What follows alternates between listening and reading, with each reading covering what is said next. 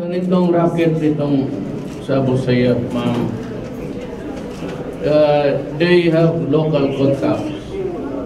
Most of them are criminals. Most also, karamihan are not all, pero mga contacts dito ng mga balik Islam.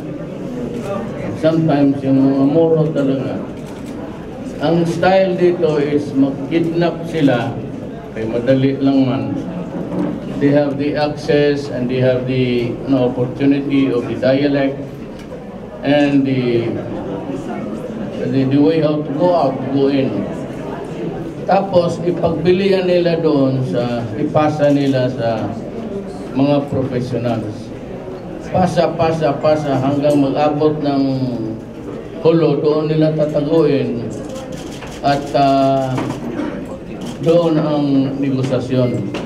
So kung mayroon akong makidnap dito, baski small time lang, negosyante, buy and sell, ipasa ko sa kanila ng 200,000, pasa nila kung sinong mapasahan nila, hanggang mag-abot ng mga milyon ang demands. So it's a criminal activity which is being perpetrated now. So nandito ako just to warn everybody about the practice. But ako naman, total hiningi nila talaga to. Ilagi pa ngayon May orders to the police and the lahat. And even civilians who are interested to fight and kill. Ang order ko is dead or alive. Kaya yung anim na maybe scouring the safety nets kung saan sila makalanding, I have you 1 million offer per person ako.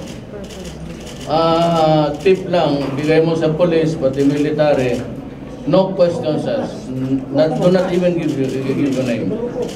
Sabi mo lang kung saan sila at gobyerno na ang bahala.